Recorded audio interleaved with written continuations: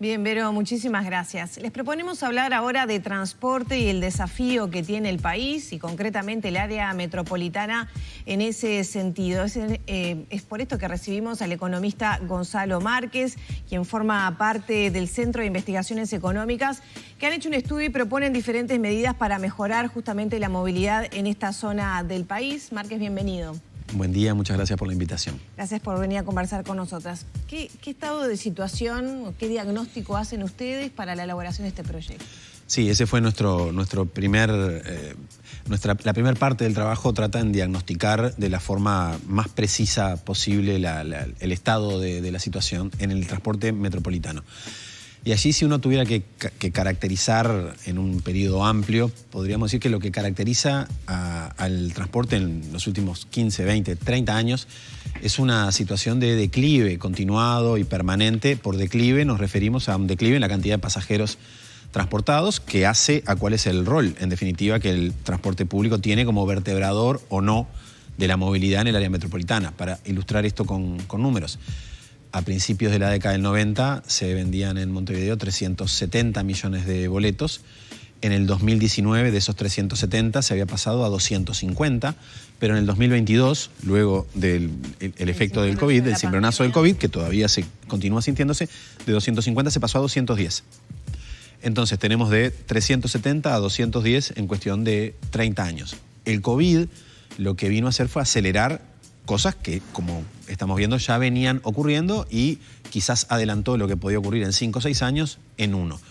Entonces, lo que estamos asistiendo es a ese declive que es estructural y persistente en la capacidad de movilizar pasajeros del transporte público, y la contracara es el aumento de la movilidad privada con las consecuencias asociadas de la movilidad en auto. Esto es la congestión creciente, los tiempos de viaje en aumento, la congestión y los atascos que antes eran una realidad más focalizada, algunos momentos, lugares, horarios, hoy es un fenómeno que se va generalizando. Y son las dos contracaras del mismo fenómeno, en definitiva, ¿no? Claro, y esos testeos que han realizado, esas encuestas, o por lo menos esos diálogos con los vecinos, por ejemplo, sobre todo desde la costa de Canelones, dan cuenta que se está buscando agilidad, el confort también al momento de viajar, y no tanto cuánto se tenga que pagar por eso. ¿Es así?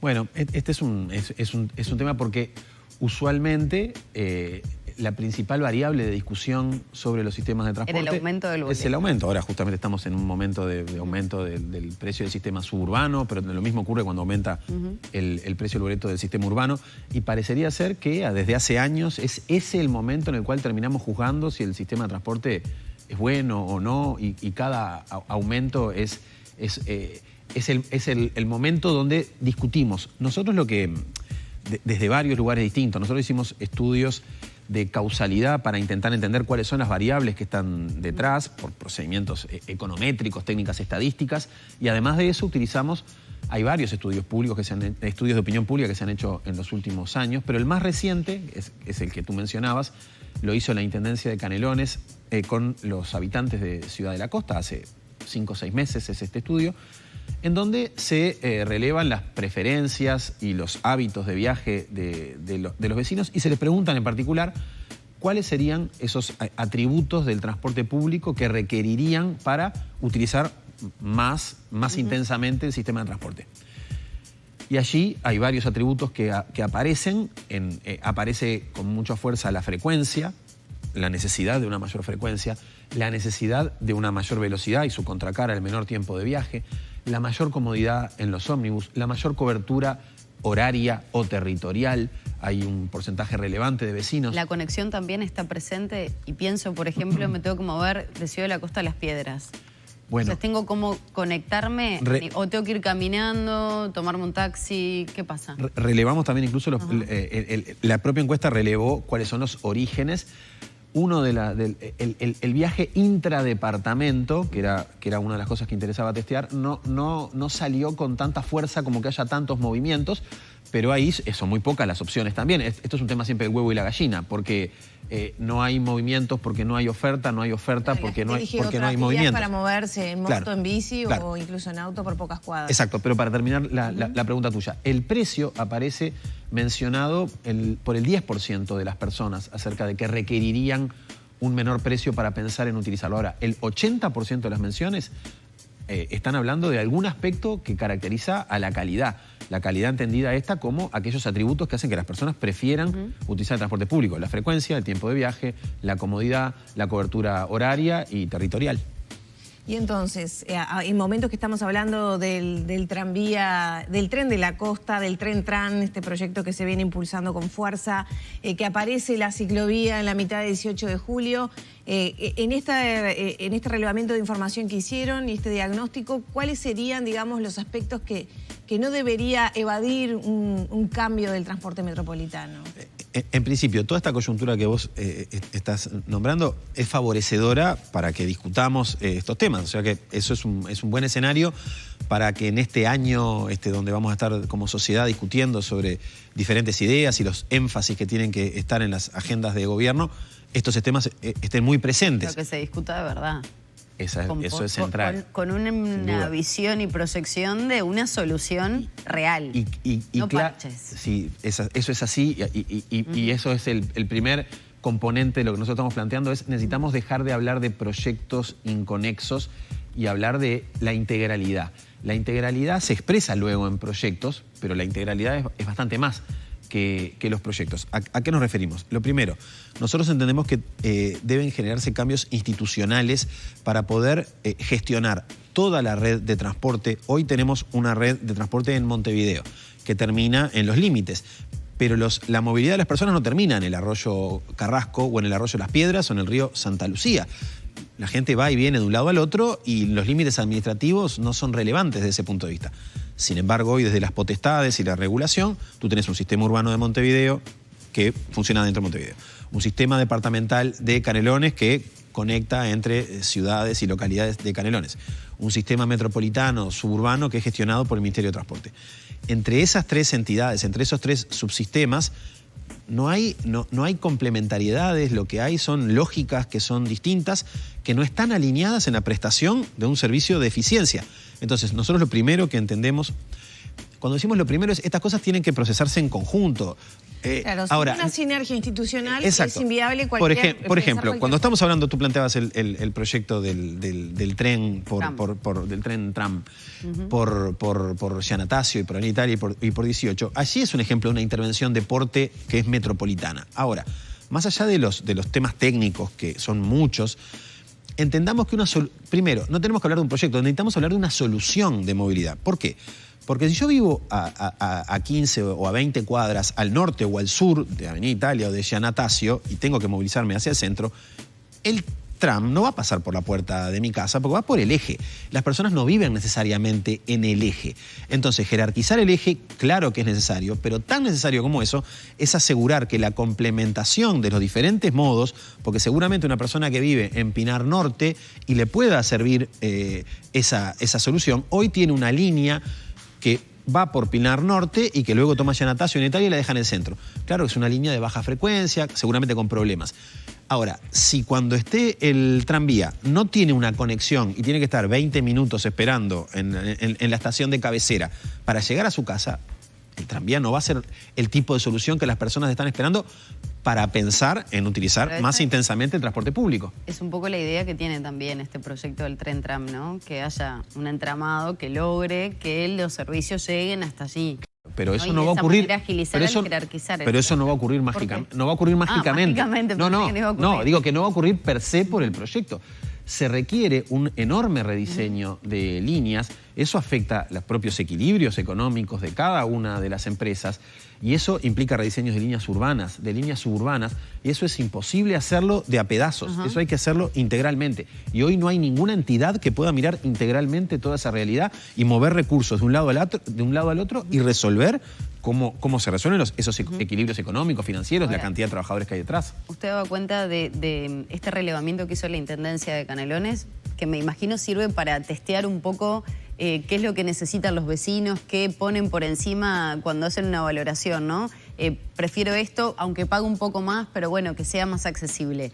Con toda esta información, más el trabajo que hizo el CIMBE, ¿cómo se va a trabajar? ¿Qué proyecciones hay? ¿Qué insumos sirven para una obra como la del Tren Tram, por ejemplo? ¿La Intendencia de Montevideo se hace eco de esta información?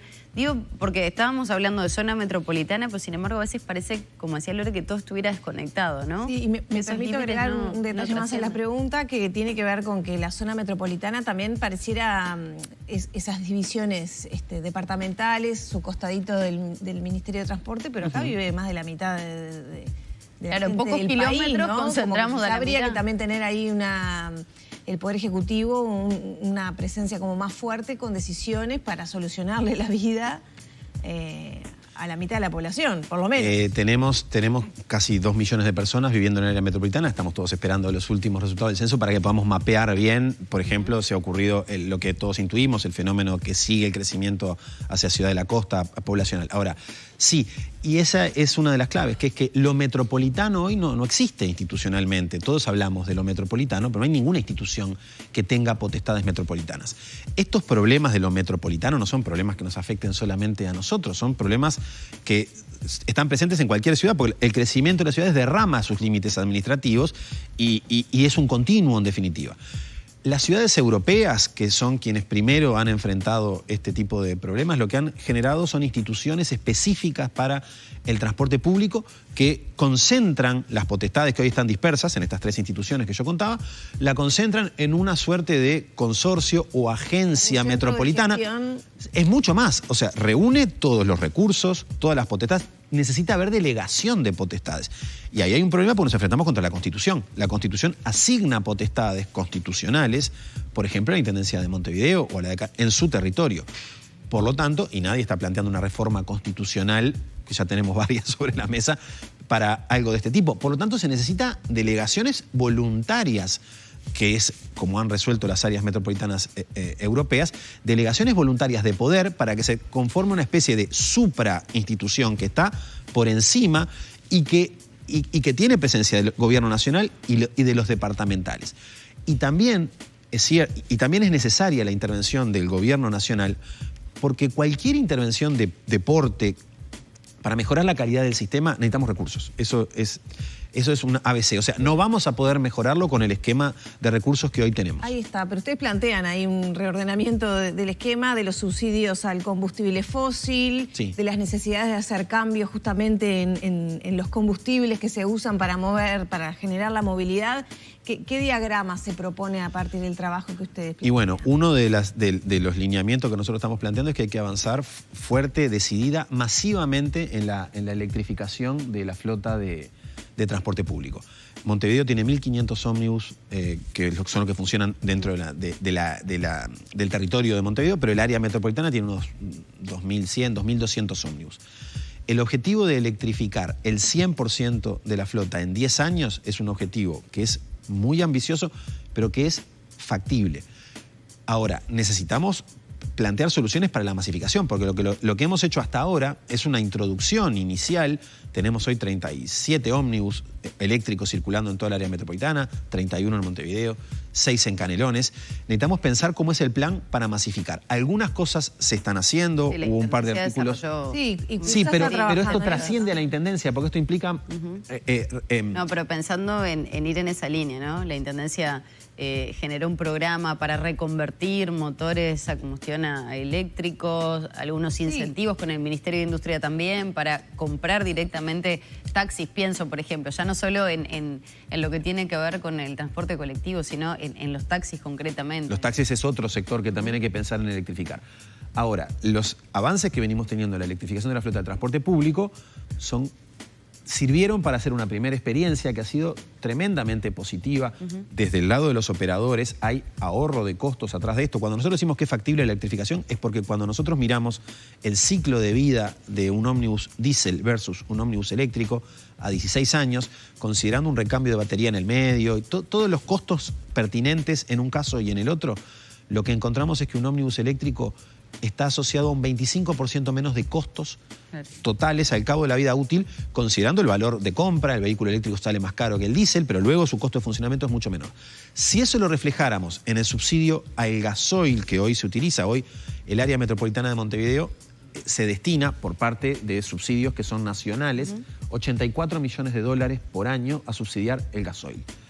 Ese subsidio de gasoil podríamos repensarlo para la electrificación, cambiar su destino, y lo que encontraríamos en ese caso es que podríamos disminuir en un 40-45% el monto que hoy estamos destinando. Entonces, una de las posibles fuentes de recursos tiene que ver con esas. Hay otras que están listadas en el trabajo también. Y ya para cerrar, no solamente juegan su rol los gobiernos departamentales, el nacional, sino también las empresas, ¿no? Hablando de electrificación, Cucha hace tiempo que viene trabajando en eso, cuenta también con el aval del Poder Ejecutivo en ese sentido. ¿Cuán viable es con el análisis del comportamiento empresarial, sindical, etcétera, generar un cambio que, bueno, va a remover estructuras que están muy establecidas y que cada uno también, bueno, habrá temor de perder sus propios negocios, etcétera? Sí, es así. Las intervenciones integrales tienen esto. Ahora, también todos los actores son muy conscientes de este declive que mencionábamos al principio. Esto es lo que hay, es un riesgo estructural del funcionamiento del sistema, y en el trabajo está claramente establecido, pero también hay convencimiento de los actores acerca de que haciendo más de lo mismo no van a obtenerse mejores resultados. ¿A qué nos referimos con haciendo más de lo mismo? Es profundizando algunas cosas buenas que se han hecho. Por ejemplo, se ha renovado mayormente la flota montevideana. Hoy la flota es la más nueva, tiene aire acondicionado, todos los ómnibus que se incorporan. Tenemos un boleto de 1 hora. O sea, hay cosas buenas que se han hecho en el sistema. No han alcanzado, no son suficientes para revertir el declive. Necesitamos tener una agenda mucho más potente en cuanto a poder mejorar sobre todo los tiempos de viaje, la frecuencia, todos los atributos. Eso hoy no es posible poder resolverlo en el sistema tal cual está. Entonces, claro que todos los actores tienen sus propios intereses. Ahora, en la medida que podamos generar acuerdos, y la instancia del otro día, nuestro objetivo es contribuir con información, con diagnósticos, a que esos acuerdos se generen.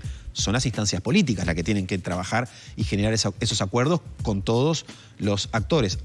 Ahora, cuando todos los actores están de acuerdo en que un sistema de estas características no es viable mirándolo a futuro, porque a futuro lo que tenemos es más congestión, más compra de vehículos 0 kilómetros, menor pasaje en transporte público, y la viabilidad, si el sistema no es capaz de recuperar la preferencia de las personas para moverse en transporte público, va a estar comprometido en su propia viabilidad. Muchas gracias por estos minutos, muy interesante, y vamos a seguir hablando porque la discusión ya está instalada. Esperemos que sí, muchas gracias a ustedes. Cerramos por aquí la entrevista, ya son las 9 de la mañana, 44 minutos.